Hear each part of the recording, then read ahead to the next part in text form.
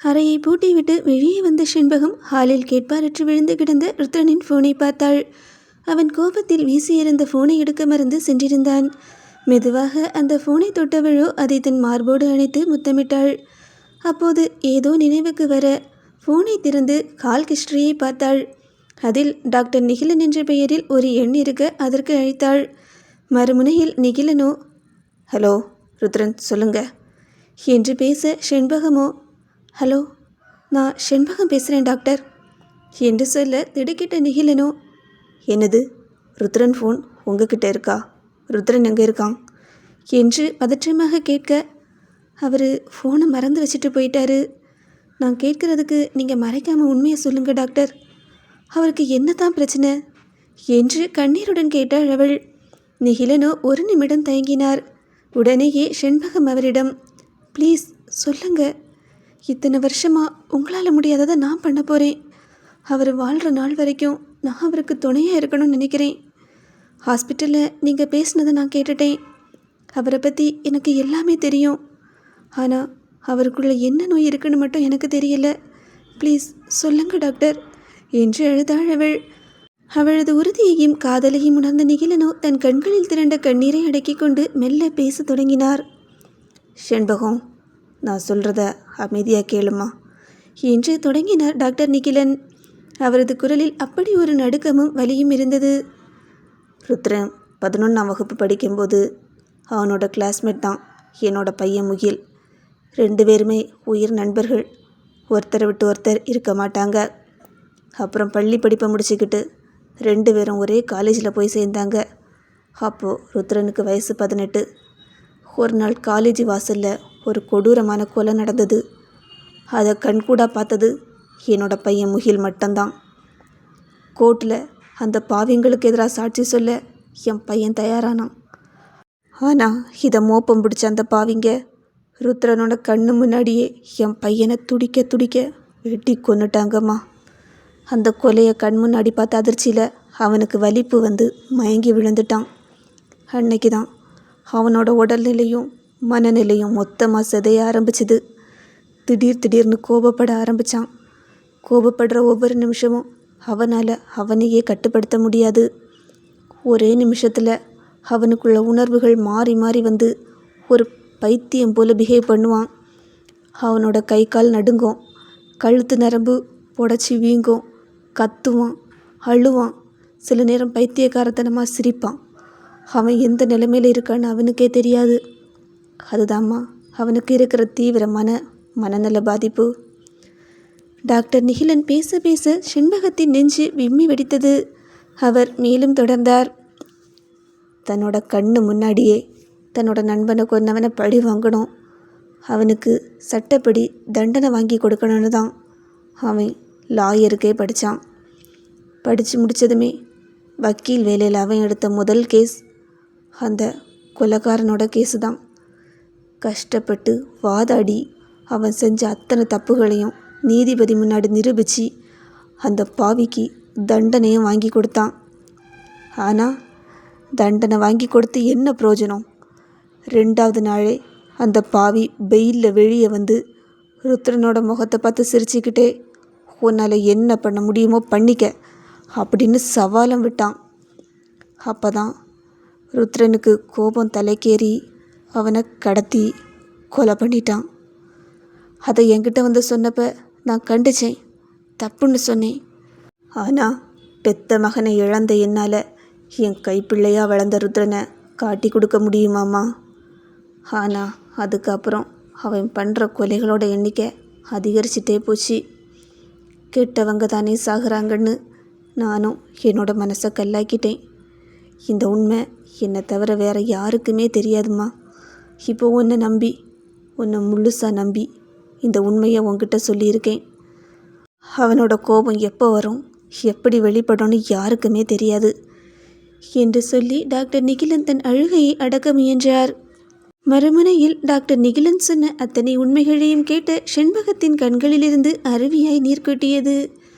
ருத்ரன் இத்தனை வருடங்களாக எந்த நரகத்தை உள்ளுக்குள்ளேயே சுமந்து கொண்டு வாழ்ந்திருக்கின்றான் என்பதை உணர்ந்தவளின் இதயம் சுக்கு நூறாக உடைந்தது. தன் கையில் இருந்த ஃபோனை இறுக்கமாக அணைத்து கொண்டவளோ தன் கண்களில் விழுந்த நீரை துடைத்துவிட்டு உறுதியான குரலில் சொன்னாள், டாக்டர், நீங்கள் எதை பற்றியும் கவலைப்படாதுங்க, அவனுக்கு நான் இருக்கேன். டாக்டர் நிகழனுடன் பேசிவிட்டு ஃபோனை அணைத்தவள் அப்படியே சோர்ந்து போய் அமர்ந்திருந்தாள். அழுது அழுது கண்கள் சோர்ந்து போக அங்கேயே அப்படியே உறங்கிவிட்டாள். நேரம் போனதே அவளுக்கு தெரியவில்லை. கண் விழித்து பார்த்தபோது சாயங்காலம் சுமார் 5-6 மணி இருக்கும். பூக்களுக்கு மொத்த வியாபாரத்திற்கு வரும் ஆட்களின் நடமாட்டமும் கூட்டமும் அதிகரிக்கவே அந்த சலசலப்பில் திடுக்கிட்டு விழித்து கொண்டாள் செண்பகம். அவளை பொறுத்தவரை ருத்ரன் கோபப்பட்டு தன் வீட்டிற்கு சென்று விட்டான் என்று தான் நினைத்திருந்தாள். ஆனால் அங்கே ருத்ரனின் நிலையோ முற்றிலும் தலைகீழாக இருந்தது. தனது கட்டுப்பாட்டை மீறி பொங்கிய கோபத்தையும் உணர்ச்சியையும் தன் உடலையும் மனதையும் படுத்தும் பாட்டையும் எதையாவது செய்து தனித்து விட வேண்டும் என்ற வெறியில் அவன் ஊருக்கு ஒதுக்குப்புறமிருந்த அந்த மரத்தடியின் குளத்திற்குள் இறங்கியிருந்தான். அந்த குளத்தின் குளிர்ந்த நீர் தன் உடலின் உஷ்ணத்தையும் மனதின் கொந்தளிப்பையும் சற்று ஆற்றும் என்று தான் அவன் நினைத்தான். ஆனால் அவனால் அந்த வலியை எதை கொண்டும் கட்டுப்படுத்தவே முடியவில்லை. தண்ணீருக்கு நடுவே நின்று கொண்டு கண்ணீரும் வியர்வையும் முகத்தில் வழிய வெறி பிடித்தவன் போல வானத்தை நோக்கி கதறினான் ருத்ரன். கடவுளே, இந்த உலகத்தில் எல்லாருமே மற்றவங்களுக்கு ஒன்றுனா நமக்கு என்னன்னு பார்த்துக்கிட்டு தானே இருக்காங்க.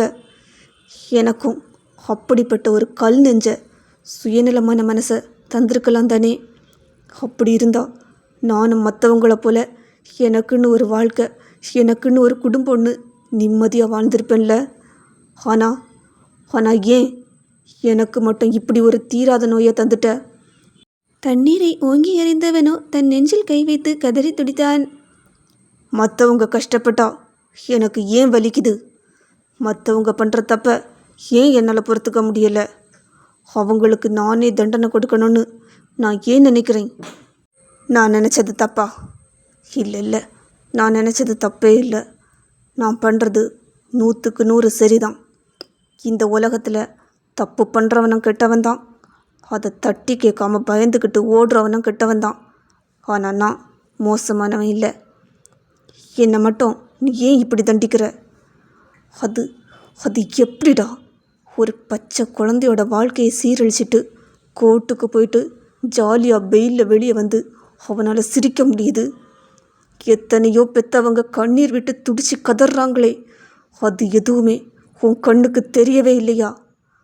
அப்படிப்பட்ட தப்பு பண்ணவனுக்கு நீ என்ன தண்டனை கொடுத்த? என்று வெட்ட வெளியை பார்த்து கதறி தீர்த்தான் ருத்ரன்.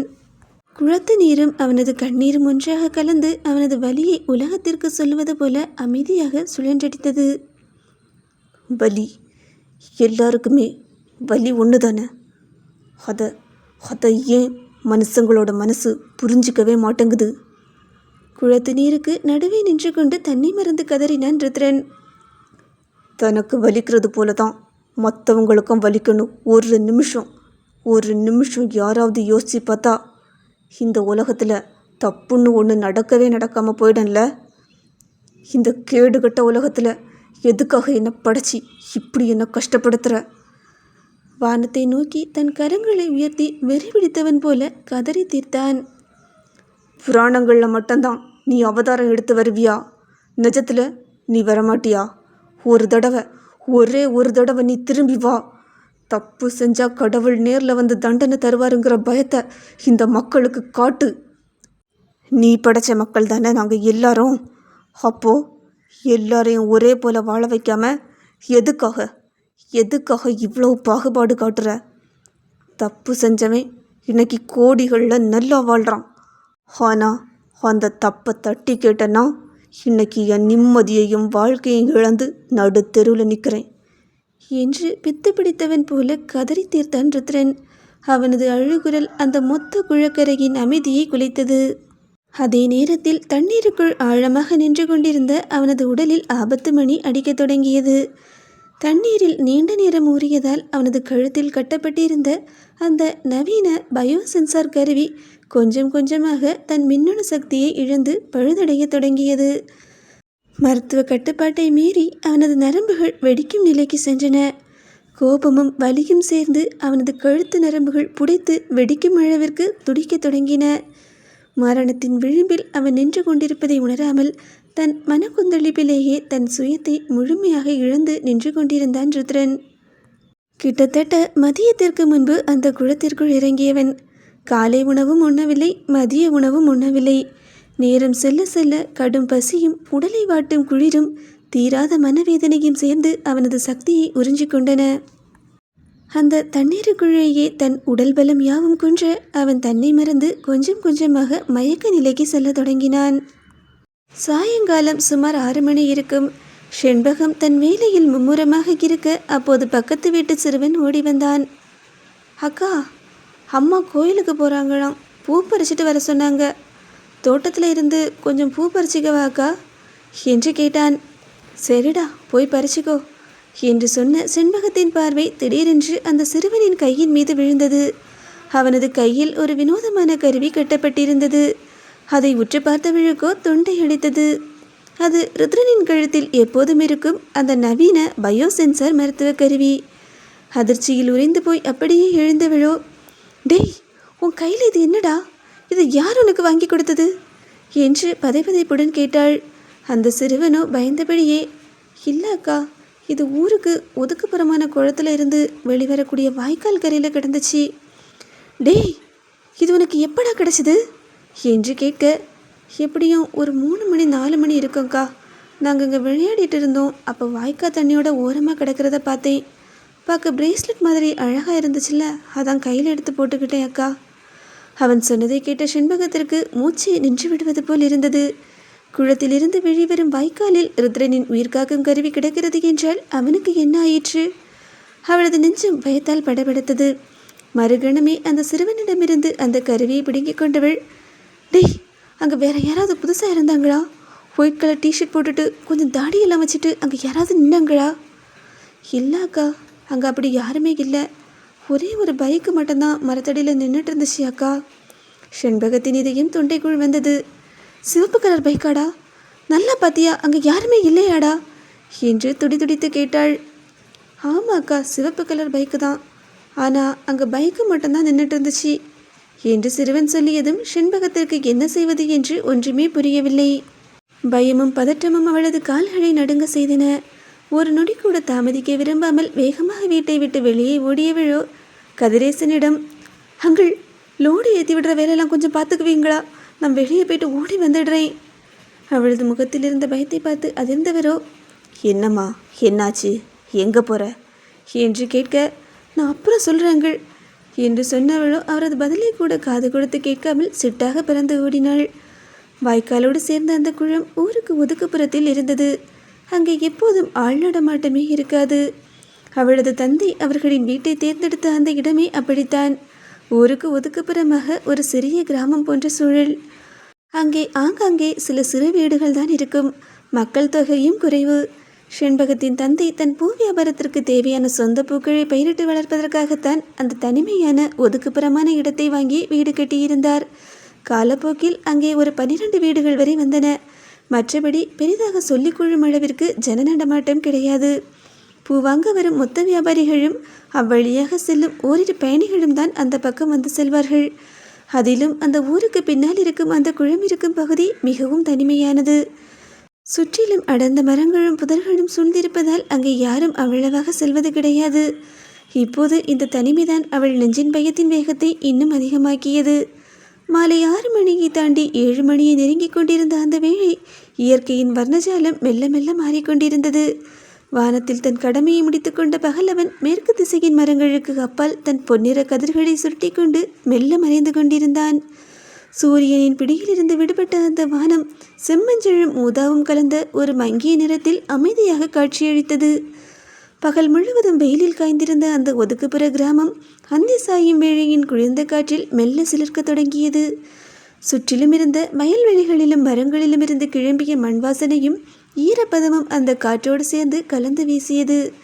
நேரம் செல்ல செல்ல மென்மையான ஒரு மங்கிய இருள் அந்த பகுதியை தன் மெல்லிய போர்வையால் போர்த்த தொடங்கியது. மரங்களின் நிழல்கள் நீண்டு கொண்டே போக ஆளரவமற்ற அந்த பாதையில் இரவின் வரவை அறிவிக்க தொடங்கிவிட்டன அந்தி நேரத்து பூச்சிகள். புதர்களுக்குள்ளிருந்து கேட்கும் ஒற்றை குரல் பூச்சிகளின் ரீங்காரமும் குளத்து நீரின் அலைகள் கரையை தழுவி செல்லும் மெல்லிய ஓசையை மட்டுமே அந்த தனிமையை மேலும் ஆழமாக்கின. இயற்கையின் அமைதியான அந்த அந்திவேளை ஒருபுறம் அமைதியை தந்தாலும் மறுபுறம் அந்த இருள் அந்த பகுதியை ஒருவித திகிலுக்குள்ளாக்கியது. ஆனால் அந்த இயற்கையின் அழகை ரசிக்கும் மனநிலையோ நேரமோ செண்பகத்திடம் இல்லை. அந்த இருளும் குளிரும் சூழ்ந்து கொள்ளும் நேரத்தில் தன் உயிரானவன் அங்கே என்ன செய்து கொண்டிருக்கிறானோ என்ற பதற்றத்தோடு தன் கால்களை வேகமாக எடுத்து வைத்து அந்த பாதையில் ஓடினாள் செண்பகம். அந்த அமைதியான ஆளரவமற்ற குளக்கரையில் செண்பகம் வந்து நின்றபோது அங்கே நிலவிய சூழ்நிலை அவளது இதயத்தை உறைய வைத்தது. தண்ணீர் கரையை தொட்டு செல்லும் ஓசையை தாண்டி ஏதோ ஒரு மூச்சு சத்தம் கேட்கவே பதபதைத்து ஓடினாள் அவள். அங்கே குளத்தின் படிக்கட்டுகளில் பாதி உடம்பு தண்ணீரில் மூழ்கியபடி பாதி உடல் வெளியே கிடந்தபடியும் மயங்கி கிடந்தான் ருத்ரன். அவனது உதடுகள் வெளுத்து போய் வாய் வழியே வெள்ளை நிறத்தில் நுரை தழுவியிருந்தது. அவனது உடல் முழுவதும் விரைத்து கை கால்கள் வலிப்பு வந்ததைப் போல கடுமையாக இழுத்து கொண்டிருந்தன. அதிர்ச்சியில் உறைந்து போன செண்பகமோ ஒரு வினாடி நிலை குலைந்து நின்றாள். ஆனால் அடுத்த கணமே சுதாரித்து கொண்டவள் ஓடி வந்து அவனது அருகில் முழங்காலிட்டு அமர்ந்தாள். ருத்ரன், ருத்ரன் என்று கதறியபடியே அவனது முகத்தை தன் கைகளில் தாங்கினாள். அவனது வாயிலிருந்து வந்த நுரை மூச்சு குழாயை அடைத்துவிடக்கூடாது என்பதை உணர்ந்தவள் உடனடியாக அவனது உடலை ஒரு பக்கமாக சாய்த்து படுக்க வைத்தாள். அப்போதுதான் டாக்டர் நிகிலன் சொன்ன வார்த்தைகள் அவள் நினைவுக்கு வந்தன. அவனது நரம்புகள் கோபத்தாலும் வலியாலும் உடைந்து போயிருக்கின்றன என்று. அவளது கண்கள் கூட நடுங்கின. ஆனாலும் உள்ளத்தில் ஒரு மாபெரும் உறுதி பிறந்தது. உங்களுக்கு எதுவும் ஆகவிட மாட்டேன், நான் இருக்கேன் ருத்ரன் என்று அழுதபடியே தன் முந்தானையால் அவனது வாயிலிருந்த நுழையை மென்மையாக துடைத்து விட்டாள். அவனது கை கால்கள் இன்னும் விரைத்து கொண்டிருக்க குளிரில் நடுங்கிக் கொண்டிருந்த அவனது உடலை தன் மார்போடு சேர்த்து அணைத்து கொண்டாள். தன் உடல் உஷ்ணத்தாலும் அளவு கடந்த காதலாலும் அவனது நடுங்குதலை மாற்ற முயன்றாள். சுற்றி யாருமற்ற அந்த தனிமையான அந்தி இருட்டில் இயற்கையின் அமைதியை கீறிக்கொண்டு ஒலித்த அவளது தேம்பலும் ருத்ரனின் போராட்டமும் அந்த இடத்தையே ஒரு கணத்திற்கு உரைய செய்தன. அவன் உயிர் பிழைக்க வேண்டும் என்ற ஒரே குறிக்கோளுடன் தன் கைவிரல்களால் அவனது பிடியை தன் கைகளில் இறக்கிக் கொண்டு அவனை மெல்ல மெல்ல அந்த தண்ணீரிலிருந்து வெளியே கரைக்கு தூக்க முயன்றாள் செண்பகம். ஆனால் பகல் முழுவதும் நீரில் ஊறிப்போன அவனது உடலின் பாரமும் வலிப்பு வந்து விரைத்திருந்த அவனது அதீத பலமும் சேர்ந்து அவளை திணறடித்தன. அவளை மீறி சோர்வு தட்டியது. ஆனாலும் அவள் விடவில்லை. தன் உயிரை கொடுத்து போராடினாள். வேறு வழியே இல்லை என்பதை உணர்ந்தவளோ குளத்து நீருக்குள்ளேயே அவனது ஈர உடலோடு ஒட்டி கொண்டிருந்த சட்டையின் பட்டன்களை மெல்ல அப்புறப்படுத்தினாள். குளிரில் நடுங்கும் அவனுக்கு குளிர் மேலும் கூடிவிடக்கூடாது என்பதற்காக தன் தோளில் இருந்த நீளமான தாவணியை உருவி அவனது உடலை முழுவதுமாக போர்த்தி பாதுகாத்தாள். கிட்டத்தட்ட உயிரை கொடுத்து போராடி அவனை எப்படியோ குளத்தின் கரையேற்றி விட்டாள். அவன் குளிர்ந்து முறைத்து கிடந்த நிலையை பார்த்தவளுக்கு நெஞ்சம் பதறியது. அங்கிருந்த காய்ந்த இலைகளையும் சிறு சிறு இலை தழைகளையும் சேர்த்து அவனுக்கு ஒரு சிறு படுக்கை போல செய்து அதில் மெதுவாக அவனை கிடத்தினாள் அவள். அவன் உடலின் உஷ்ணம் மொத்தமாய் விடைபெற்று போய்விட அவனது நிலையை தாங்க முடியாமல் தன் தாவணியால் அவனது உடலை தன் உடலோடு சேர்த்து இறுக்கமாக போர்த்தி கொண்டாள் அவள். அவனது ஈரமான மார்போடு தன் முகத்தை சேர்த்து கொண்டு தன் உடலின் மொத்த மூச்சுக்காற்றையும் உடல் சூட்டையும் அவனுக்குள் கடத்தத் தொடங்கினாள் அவள். அந்த தனிமையான அந்தி இருட்டில் இயற்கையின் குளிர்காற்று வீச அவனது குளிருடலை தன் காதலின் உஷ்ணத்தால் தனித்துவிட துடித்த அவளது இதயம் வேக வேகமாக துடித்தது. அவனது நிலையை பார்த்து கண்ணீர் வடித்தவளோ தன் கைகளால் அவனது உடலை கோர்த்து பிடித்து கொண்டு தன் உடலோடு சேர்த்து இறுக்கமாக அணைத்து கொண்டு அவனது சுய நினைவிற்காக போராடி கொண்டிருந்தாள் அவள். மாலை நேரம் மொத்தமாக மறைந்து அந்த பகுதியை இருள் முழுவதுமாக ஆக்கிரமிக்க தொடங்கியது. வானத்தில் இப்போது நிலவு தன் வெள்ளை கதிர்களை அந்த பூமி எங்கும் பரப்ப தொடங்கியது. அந்த வெண்ணிலா வெளிச்சத்தில் மரத்தடிக்கு அருகில் வளர்ந்திருந்த மூலிகைகளை தேடத் தொடங்கியது செண்பகத்தின் விரல்கள். அதிர்ஷ்டவசமாக அங்கே சில துளசி செடிகளும் நரம்பு தளர்ச்சியையும் வலியையும் போக்கும் சில நாட்டு மூலிகைகளும் செழித்து வளர்ந்திருந்தன. சற்றும் தாமதிக்காமல் அவற்றை வேகமாக பறித்து வந்தவளோ தன் கைகளாலேயே அவற்றை நன்றாக கசக்கி சாரெடுத்தாள். நிலவொழியின் மங்கிய வெளிச்சத்தில் மயங்கி கிடந்த ருத்ரனின் அருகில் மண்டியிட்டு அமர்ந்தாள் அவள். ருத்ரன், ருத்ரன், என்னை பாருங்க ப்ளீஸ். ருத்ரன், முழிச்சிக்கோங்க ப்ளீஸ் என்று கண்ணீருடன் அவளது குரல் தழுதழுத்தது. முதலில் அந்த துளசி சாற்றை மென்மையாக அவனது உதடுகளில் தடவி சொட்டு சொட்டாக அவனது தொண்டைக்குள் இறக்கினாள் அவள். அந்த துளசியின் காரமும் மருத்துவ பண்பும் அவனது மூச்சுக்குழாயை மெதுவாக சீராக்க உதவியது. அடுத்து தன் விரல்களில் அந்த மூலிகை சாற்றை தொட்டு விரைத்து போயிருந்த அவனது கழுத்து நரம்புகளிலும் நெற்றியிலும் கைவிரல் நுனிகளிலும் மென்மையாக தேய்த்து மசாஜ் செய்ய தொடங்கினாள். குளிரில் நடுங்கிக் கொண்டிருந்த அவனது உடலை தன் உள்ளங்கையின் உஷ்ணத்தால் ஆற்ற முயன்றாள் அவள். தன் தாவணியால் அவனது உடலை தன் உடலோடு சேர்த்து இறுக்கமாக அணைத்தபடியே மூலிகையின் மனமும் அவளது கண்ணீரும் ஒன்றாக கலக்க அவனது மயக்கம் நீங்கி நிஜத்திற்கு வர வேண்டும் என்று உருகி வேண்டிக் கொண்டிருந்தாள் செண்பகம். நில ஒளியின் அமைதியில் அவளது காதலும் உயிர் காக்கும் முயற்சியும் மெல்ல மெல்ல அந்த இரவை உக்கிரம் கொள்ள செய்தன. வெள்ளி நிலவொளி பரவியிருந்த அந்த தனிமையான குழக்கரையில் உயிர் போராட்டத்தில் இருந்த ருத்ரனை மீட்க செண்பகம் தன் எல்லாவற்றையும் மொத்தமாக தந்தாள். அவனது ஈர மார்பின் மீது தன் உள்ளங்கைகளை வைத்து மூச்சு நின்றுவிடக்கூடாது என்ற பதற்றத்தோடு அழுத்தமாக தேய்த்து சூடேற்றினாள் அவள். குளிரில் உறைந்து போயிருந்த அவனது உடலை தன் மார்போடு சேர்த்து இறுக்கமாக அணைத்து கொண்டவளோ தன் வேகமான இதய துடிப்பின் சத்தத்தை அவனுக்குள் கடத்தினாள். ருத்ரன், ருத்ரன் ப்ளீஸ் கண்ணு துறங்க. ருத்ரன், நான் இருக்கேன். ருத்ரன், உங்களுக்கு ஒன்றும் இல்லை, உங்களுக்கு நான் இருக்கேன் என்று அவளது இதயம் அவனிடம் துடித்து சொன்னது. அடுத்த கணமே தன் இரு விரல்களால் அவனது சில்லென்று விரைத்திருந்த உதடுகளை மென்மையாக குவித்து தன் உயிர் மூச்சை அவனுக்குள் மெல்ல மெல்ல செலுத்த தொடங்கினாள். காதலும் உயிர்ப்பும் ஒன்றாக கலந்த அந்த தருணம் அந்த இரவின் குளிரையும் தாண்டி இருவரின் இதயங்களையும் ஒரே புழையில் இணைத்து கொண்டிருந்தது.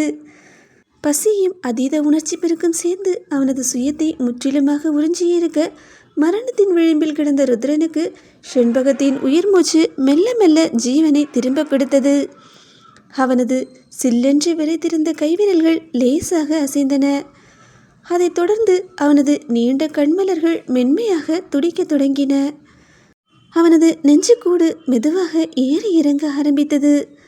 அவன் கண் விழிக்கிறான் என்பதை உணர்ந்த செண்பகத்தின் கண்களோ ஆனந்த கண்ணீரை பொழிந்தன. ருத்ரன் என்று விம்மியவளோ தன் அச்சமும் காதலும் ஒரு சேர பெருக அவனை இன்னும் இறுக்கமாக தன் உடல் ஒட்டியிருக்கும்படி இறுக அணைத்து கொண்டாள். அவனது கனத்த இமைகள் மெல்ல மெல்ல விலகி விழித்து கொண்டன. முற்றிலுமாக மயக்கம் தெளிந்து சுய நினைவிற்கு வந்தவனோ மங்கிய நில ஒளியில் தன் முகத்திற்கு அருகில் கண்ணீரும் பயமுமாக அமர்ந்திருந்த செண்பகத்தை மெதுவாக பார்த்தான். அவளோ கோபமும் அச்சமும் பயமும் ஒன்று சேர்ந்து பொங்க, உனக்கு என்ன பைத்தியமா பிடிச்சிருக்கு? என்கிட்ட சண்டை போட்டா நேர வீட்டுக்கு போக வேண்டியது தானே, அதை விட்டுட்டு இப்படி வந்து யாராவது சூசைட் பண்ண ட்ரை பண்ணுவாங்களா என்று கேட்க, அந்த தளர்ந்த நிலையிலும் அவளை ஆழ்ந்த பார்வையோடு நிமிர்ந்து பார்த்த ருத்ரனோ பலவீனமான குரலில் இதழ்களை பிரித்து, என்ன என்னையும் உன்ன மாதிரி லூஸுன்னு நினச்சியா? சூசைட் பண்ணுற அளவுக்கு நான் ஒன்றும் லூஸ் இல்லடி, கால் தவறி குளத்துக்குள்ளே விழுந்துட்டேன் என்றான் அவன்.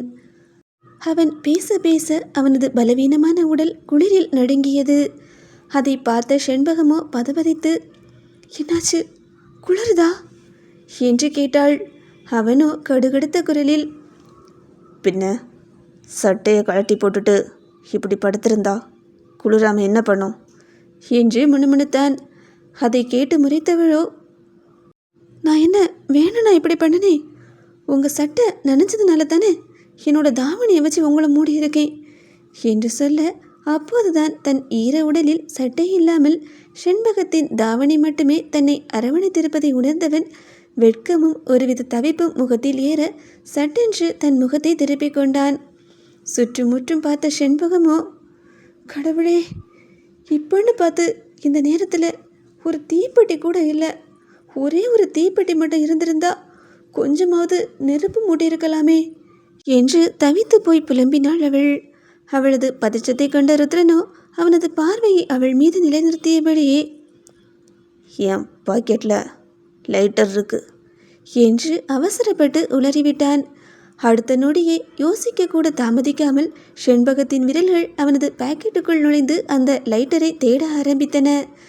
ருத்ரனோ இதை சற்றும் எதிர்பார்க்கவில்லை. அவளது அந்த எதிர்பாராத நெருக்கமும் மென்மையான தொடுகையும் ருத்ரனின் நரம்புகளில் ஒரு மின்னல் வெட்டை பாய்ச்சின. அந்த தீண்டலின் தகிப்பை சற்றும் கட்டுப்படுத்தி கொள்ள முடியாத உணர்ச்சியின் வேகத்தில் ருத்ரனின் விரைப்பான கைகள் சட்டென்று செண்பகத்தின் மெல்லிடையை பலமாக பற்றி தன் மார்போடு இறுக்கி அணைத்து கொண்டன. அந்த இரவின் மௌனத்தில் இருவரின் இதய துடிப்பும் ஒன்றோடொன்று கலந்து ஒன்றை ஒன்று துளைத்து தெரித்தது. அந்த இயற்கையின் அரவணைப்பில் வெண்ணிலா வெளிச்சம் படர்ந்திருந்த அந்த தனிமையான குளக்கரையில் நேரம் அப்படியே ஸ்தம்பித்து நின்றது. இருவரின் பார்வையும் ஒன்றோடொன்று கலக்க தன் இடுப்பை பற்றிய அந்த ருத்ரனின் கைகளின் திடீர் வேகமும் தகிப்பும் செண்பகத்தை திகைக்க வைக்க மறுநொடியே அவள் தன்னிலை மறந்து போனாள். பகல் முழுவதும் அவனை தேடி ஓடிய அத்தனை பயமும் பதட்டமும் அந்த ஒரு ஸ்பரிசத்தில் கரைந்து போக அவனது கரங்களுக்குள்ளேயே தன்னை முழுமையாக இழந்து அவனை இன்னும் இறுக்கமாக அணைத்து கொண்டாள் அவள். அவளது தலைமுடியும் கூந்தலும் சேர்ந்து வீசிய அந்த இயல்பான கிராமத்து பூக்களின் வாசம் ருத்ரனின் மனதிற்குள் ஒரு ஆழ்ந்த நிம்மதியை கொண்டு வந்து சேர்த்தது. இருவரது உடலும் ஒன்றோடொன்று பின்னி பிணைந்து கொண்டன. இருவரது மூச்சு காற்றும் ஒன்றாக கலந்தது. குளிரில் நடுங்கிக் கொண்டிருந்த அவனது உடலுக்கு செண்பகத்தின் அருகாமையும் அவளது உடலின் உஷ்ணமும் சஞ்சீவி போல ஒரு பேரமைதியையும் ஒரு அழகான வெப்பத்தையும் தந்து கொண்டிருந்தன. அந்த இரவின் குளிரையும் தாண்டி காதலின் ஆழத்தில் பிணைந்தவர்களாக ருத்ரனின் கரங்கள் அவளை இன்னும் விலக முடியாதபடி இறுக்கமாக அணைத்து கொள்ள இருவரின் மூச்சு காற்றும் ஒன்றோடு ஒன்று கலந்து அந்த தனிமையை மேலும் அழகுபடுத்தியது. வெள்ளி நில ஒளி பரவியிருந்த அந்த தனிமையான குளக்கரையில் இருவரின் இதய துடிப்பும் அந்த இரவின் மௌனத்தை கிழித்து கொண்டு ஒலித்து கொண்டிருந்தது. அவர்களின் இதய துடிப்பின் அந்த ஓசை அந்த இனிமையான இரவிற்கு ஒரு அழகான லயத்தை சேர்த்தது. ருத்ரனின் மார்பில் சாய்ந்திருந்த செண்பகத்தின் மூச்சுக்காற்று அவனது முகத்தில் மென்மையாக உரச அவனது கரங்களோ அவளது இடையை விட்டு விலகாமல் இன்னும் இறுக்கமாகவே பற்றியிருந்தன. அவளோ தன் முகத்தை மெல்ல நிமிர்த்தி கலங்கிய கண்களோடும் அதே சமயம் உறுதியான ஒரு காதலோடும் அவனது விழிகளை மெதுவாக பார்த்தாள். அந்த தவிப்புடன் கூடிய அமைதியை கலைத்துவிட்டு மெதுவான குரலில் கேட்டாள், ருத்ரன், நாம கல்யாணம் பண்ணிக்கலாமா? அவளது அந்த கேள்வி அந்த தனிமையான சூழலில் ஒரு மின்வெட்டை போல பாய்ந்தது. ஒரு கணம் அவளை ஆழமாக பார்த்த ருத்ரனோ தன் குரலில் எந்த சலனத்தையும் காட்டிக்கொள்ளாமல், இங்க பாரு, சும்மா சும்மா இதை பற்றியே கேட்டுட்ருக்காத. என்னால் உன்னை கல்யாணம் பண்ணிக்கவே முடியாது. ஏன்னா எனக்கு உன்னை சுத்தமாக பிடிக்கல. அவனது அந்த நேரடியான வார்த்தைகள் அவளது நெஞ்சில் ஒரு சிறு வலியை ஏற்படுத்தினாலும் அவனிடமுள்ள காதலின் அழுத்தால் அவள் பின்வாங்கவில்லை. மாறாக கோபமும் உரிமையும் ஒன்று சேர்ந்து பொங்கும் குரலில், பிடிக்கலையா? பிடிக்கலனா அப்புறம் எதுக்கு இப்படி என்ன இறுக்கி பிடிச்சி வச்சுருக்கீங்க மிஸ்டர் ருத்ரன்? நீங்கள் என்ன வேணாலும் சொல்லுங்கள், உங்கள் வாய் மட்டும்தான் பொய் சொல்லுது. ஆனால் உங்கள் கண்ணு அது என்னை எப்படி பார்க்குதுன்னு எனக்கு நல்லாவே தெரியுது என்று சொன்னாள் அவள். அவளது அந்த பதிலை கேட்ட ருத்ரனோ அவளது கண்களை ஆழமாக பார்த்தபடியே, எனக்கு குளிருது, அதான் உன்னை பிடிச்சி வச்சுருக்கேன். மற்றபடி வேறு எந்த நினப்பும் எனக்கு இல்லை என்று உறுதியாக சொன்னான் அவன். அவள் பேச பேச அவன் வேண்டுமென்றே ஏதேதோ பேசி மழுப்புவதை உணர்ந்த செண்பகத்திற்கு அவனது அந்த முரட்டுத்தனமான செய்கை மீது ஒருபுறம் கோபமும் மறுபுறம் அளவு கடந்த காதலும் பொங்கியது. வார்த்தைகளால் அவனிடம் பேசி ஜெயிக்க முடியாது என்பதை புரிந்து கொண்டவளோ அடுத்த நொடியே தன் கரங்களால் அவனது முகத்தை ஏந்தி கொண்டு அவனது முரட்டுத்தனமான வன்மையான இதழ்களை தன் செவ்விதழ்களால் ஆழமாக சிறைபிடித்தாள். அந்த திடீர் முத்தத்தில் ருத்ரனின் பேச்சு அப்படியே நின்று போனது. வார்த்தைகளால் எதையோ சாதிக்க நினைத்த அவனது இதழ்கள் அவளது காதலின் அந்த சூட்டில் மெல்ல தோற்று போயின. அந்த இரவின் குளிரையும் தாண்டி காதலும் முரண்பாடும் ஒன்றாய் கலந்த அந்த முத்தம் அவர்களின் அந்த தனிமையை முழுமையாக ஆக்கிரமித்து கொண்டது. அவனது அந்த முத்தத்தின் ஆழத்தில் இருவரின் உலகமும் அப்படியே ஸ்தம்பித்து நின்றது. வார்த்தைகளால் ஒருவரை ஒருவர் சீண்டிக் கொண்ட அந்த சூழல் அடுத்த நொடியே காதலின் மௌன பாஷைக்குள் முழுமையாக நனைந்து போனது. செண்பகத்தின் செவ்விதழ்களின் மென்மையும் அவளது மூச்சுக்காற்றின் சூடும் ருத்ரனின் விரைப்பை முற்றிலுமாக தழுத்தின. ஆரம்பத்தில் ஒரு கணம் திகைத்து போனவனோ அடுத்த கணமே தன் கட்டுப்பாட்டை இழந்து அந்த மொத்தத்திற்கு முழுமையாக தன்னை ஈடுகொடுத்தான். அவளது இதழ்களின் சுவையை ரசித்தபடியே அவளது இடையை பற்றியிருந்த அவனது கரங்கள் இன்னும் இறுக்கமாகி அவளை தன் உடலோடு சேர்த்து உருக்கி ஒட்டியது. அந்த நிலவொளி இரவில் குளக்கரையின் குளிர்காற்று வீச இருவரின் இதய துடிப்பும் ஒன்றோடொன்று கலந்து ஒரு தனி இசையை மீட்டியது. கொஞ்ச நேரம் கழித்து மூச்சு வாங்க மெல்ல விலகினாள் செண்பகம். அவளது கன்னங்களோ வெட்கத்தில் சிவந்திருக்க அவனது மார்பில் மீண்டும் தன் முகத்தை புதைத்து கொண்டாள் அவள். அவளது தலைமுடியை தன் விரல்களால் கோதிவிட்டு கொண்டே ருத்ரன் மெல்லிய குரலில் சொன்னான், உன்னை சீண்டுனதுக்கு என்னை நல்லாவே வச்சு செஞ்சிட்டல்ல. ஆனால் இதுக்கு உன்னை நான் சும்மா விட போகிறதே இல்லை. அவன் சொன்ன விதம் அவளுக்கு ஒரு சிலிர்ப்பை தர தன் முகத்தை கைகளால் மறைத்து கொண்டாள் அவள். என்னடி வெக்கப்படுறியா? நீ பண்ண வேலைக்கெல்லாம் நான் தான் வெக்கப்படணும். ரொம்ப ஓவராக நடிக்காத என்று சொல்ல தன் முகத்திலிருந்து கைகளை மெல்ல விலகிய செண்பகமோ குளிரில் இன்னும் நடுங்கிக் கொண்டிருந்த ருத்ரனை பார்த்தாள். அவனது நிலையை தாங்க முடியாதவள் உடனேயே சுதாரித்து கொண்டு அருகிலிருந்த காய்ந்த சருகுகளையும் உலர் குச்சிகளையும் வேக வேகமாக சேகரித்து சேர்த்து ஒரு சிறு குவியலாக்கினாள். பின்னர் ருத்ரனின் பாக்கெட்டிலிருந்து எடுத்த அந்த லைட்டரை கொண்டு சருகுகளில் தீப்பற்றினாள். அடுத்த நொடியே காய்ந்த இலைகளில் பற்றிய தீ சுடராக எழுந்து அந்த இரவின் குளிரை போக்கும் விதமாக ஒளி வீசத் தொடங்கியது. தீயின் வெளிச்சம் அவர்கள் மீது படர செண்பகம் அவனை நெருப்புக்கு அருகில் வருமாறு அழைத்தாள். ஆனால் ருத்ரனோ அசையாமல் அப்படியே நின்றான். சற்றும் தாமதிக்காதவள் தன் கரங்களால் அவனது கைகளை பிடித்து வலுவாக இழுத்து அந்த நெருப்புக்கு அருகில் அமர செய்தாள். அவனிடம் அதீத பலம் இருந்தும் அவளது அந்த உரிமையான அதட்டலுக்கும் பிடிவாதத்திற்கும் கட்டுப்பட்டு சாவி கொடுத்த பொம்மை போல அவள் இழுத்த இழுப்புக்கெல்லாம் இசைந்து அவளுடன் அமர்ந்தான் அவன். அந்த நெருப்பின் வெப்பம் அவர்கள் இருவரையும் மெல்ல தழுவிக்கொள்ள அந்த அமைதியான இரவில் இருவரும் ஒருவரை ஒருவர் பார்த்தபடி அந்த நெருப்பின் உஷ்ணத்தை அனுபவித்தனர். அந்த சிறிய தீயின் வெளிச்சத்தில் சட்டை அணியாமல் வெறும் உடலோடு ருத்ரன் அமர்ந்திருந்த தோற்றம் செண்பகத்திற்கு ஒருவித அச்சத்துடன் கூடிய திகைப்பை தான் தந்தது. சற்று முன்பு வரை குளிரில் நடுங்கி உயிருக்கு போராடி அவளது மார்பில் சாய்ந்து கிடந்தவனா இது? இப்போது எவ்வித தளர்ச்சியும் இல்லாமல் இரும்பு துண்டு போல உறுதியாகவும் கம்பீரமாகவும் அவன் எழுந்து அமர்ந்திருப்பதை அவளால் நம்பவே முடியவில்லை. இது நிஜமாகவே மனித உடல்தானா, அல்லது யாராவது இவனைப் போல ஒரு ரோபோவை வடிவமைத்து அனுப்பிவிட்டார்களா என்று கூட அவளுக்கு ஒரு நிமிடம் தோன்றியது. அன்றும் அப்படித்தான். அந்த இரவில் மயங்கி கிடந்தவன் மறுநாள் திடீரென்று வந்து அவளை தூக்கி கொண்டு சென்றான். இன்றும் இத்தனை நேரம் குளத்து நீரில் ஊறி உயிருக்கு போராடி கொண்டிருந்தவன் இப்போது எந்த பாதிப்பும் இல்லாத ஒரு தூணை போல, பாறையை போல அவளுக்கு முன் வீரமாக அமர்ந்திருக்கின்றான். அவனது இந்த விவரிக்க முடியாத உடற்கட்டும் தாங்கிக் கொள்ளும் சக்தியும் செண்பகத்திற்கு புரியவே இல்லை. மனிதர்கள் யாராவது இப்படிப்பட்ட சூழ்நிலையில் இவ்வளவு விரைவாக மீண்டு வர முடியுமா? ஒருவேளை இவன் சாதாரண மனிதன் இல்லையோ?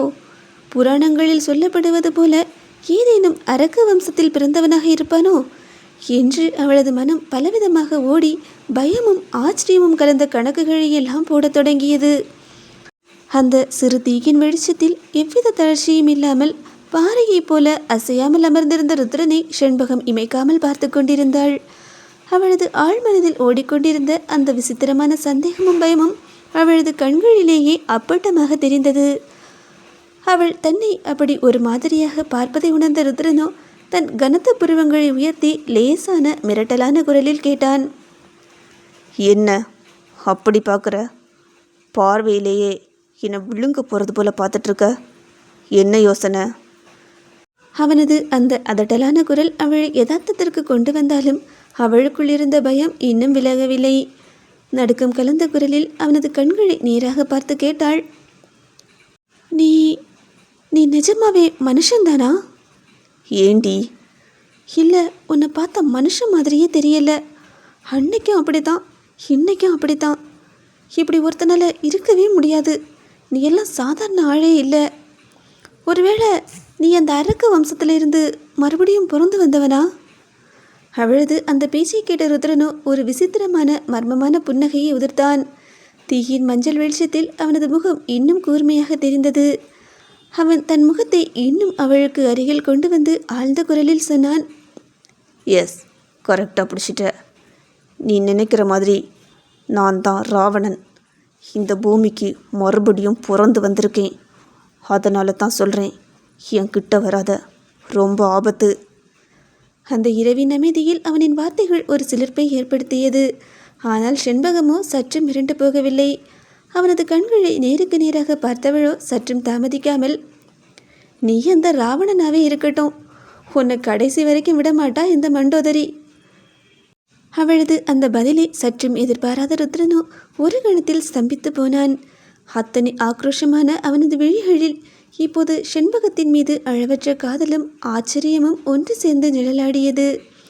வெள்ளி நிலவழி பரவியிருந்த அந்த தீயின் கரையில் செண்பகத்தின் கண்களை நேராக பார்த்து கொண்டே ருத்ரன் தன் குரலை தாழ்த்தி பேசினான். ஒருவேளை அப்படியா கூட இருக்கலாம். ஆனால் ராவணன் சத்ததுக்கு அப்புறம் அவனோட மனைவிக்கு துணை இருக்க விபீஷ்ணன் மாதிரி ஒரு ஆள் இருந்தாங்க. ஆனால் நான் ஒருவேளை செத்து போயிட்டா அதுக்கப்புறம் உனக்கு யார் இருப்பா? அவனது அந்த வார்த்தைகள் அவளது நெஞ்சை ஈட்டியால் கிழிப்பது போல துளைத்தன. அடுத்த நொடியே தன் கரங்களால் அவனது இதழ்களை கெட்டியாகவும் இறுக்கமாகவும் மூடினாள் அவள். அவனது பேச்சை தடுத்தவளின் கண்களில் தீர்க்கமான காதலும் ததும்பும் கண்ணீரும் மின்னின. போதும், இதுக்கு மேலே ஒரு வார்த்தை பேசாத. ஒருவேளை இந்த உலகத்தில் நீ இல்லாமல் போயிட்டா கூட எனக்கு துணையா உன் வாரிசு என் வயிற்றில் வளரணும்னு நான் ஆசைப்படுறேன். அவளது அந்த பேச்சும் அவள் வெளிப்படுத்திய அந்த எல்லையற்ற காதலும் ருத்ரனை அப்படியே உறைந்து போக செய்தன. ஒரு மரணத்தின் நிழலில் வாழ்ந்து பழகிய அந்த முரட்டு மனிதனின் அகந்தை மொத்தமும் அவளது அந்த வார்த்தைகள் மொத்தமாக தகர்த்துவிட்டன. பேச வார்த்தைகளின்றி அவள் கைகளுக்குள்ளேயே அப்படியே சிலுத்து அடங்கி போனான் அவன். அவளது பேச்சின் தீவிரத்தை எதிர்கொள்ள தயங்கியவனோ அவள் தன் மீது காட்டும் அந்த எல்லையற்ற காதலுக்கு என்ன பதில் சொல்வது என்று தெரியாமல் தன் முகத்தை மூடியிருந்த அவளது கைகளை திடீரென்று உதறி தள்ளினான்.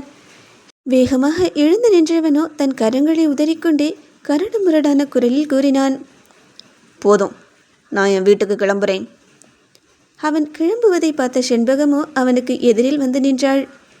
இல்லை, விடமாட்டேன்.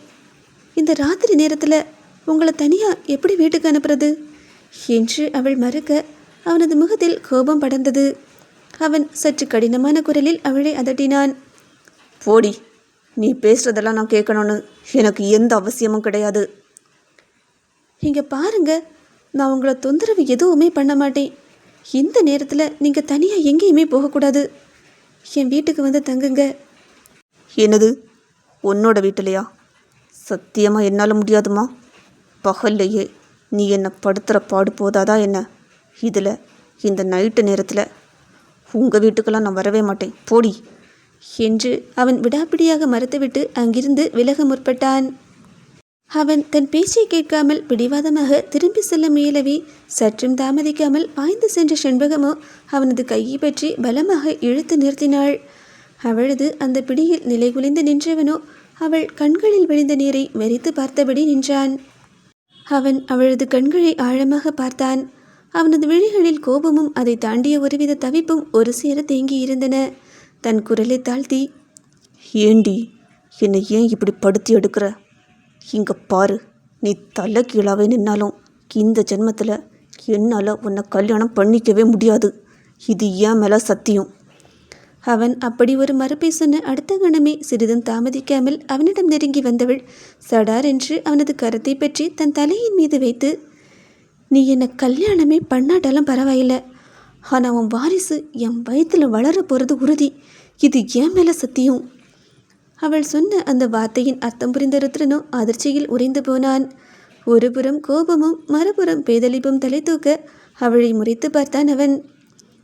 பைத்தியம் மாதிரி உளராத. நான் தான் உன் கழுத்தில் தாலி கட்டவே மாட்டேன்னு உறுதியாக சொல்லிட்டேன்ல. கல்யாணம் பண்ணாமல் எப்படிடி? அவன் திகைத்து நிற்பதை பார்த்துவிட்டு ஒரு சவாலான புன்னகையுடன் செண்பகம் அவனுக்கு அருகில் குனிந்தாள். ஏன் தெரியாதா? நான் சொல்லித் தரட்டுமா என்று அவள் பதிலுக்கு கேட்க அவனால் அதை தாங்கிக் கொள்ளவே முடியவில்லை. ஐயோ கடவுளே என்று கத்தியபடியே தன் 2 கைகளாலும் தன் காதுகளை இறுக்கமாக மூடிக்கொண்டு, இங்க பாரு, உனக்கு இப்போ என்னதாண்டி பிரச்சனை என்று முரட்டுத்தனமாக கேட்டான் ருத்ரன். அவனை முறைத்தபடியே கைகளை கட்டிக்கொண்டு நின்ற செண்பகமோ உறுதியான குரலில் பதிலளித்தாள். இப்ப எனக்கு நீ வேணும். என் கூட என்னோட வீட்டுக்கு வரணும். உன்னை தனியா நான் வெளியே விட மாட்டேன். ஏய், எனக்கு ஹாஸ்பிட்டல் போகணுண்டி. உடம்புக்கு ரொம்ப கஷ்டமாக இருக்குது. இந்த மாதிரி ஆகிடுச்சுன்னா எனக்கு நரம்பில் இன்ஜெக்ஷன் போடணும், இல்லைனா ரொம்ப கஷ்டமாயிடும் என்று அவன் சொன்ன அதீத அலட்சியமான முறையை கேட்டு அவளுக்கு தலையை சுற்றியது.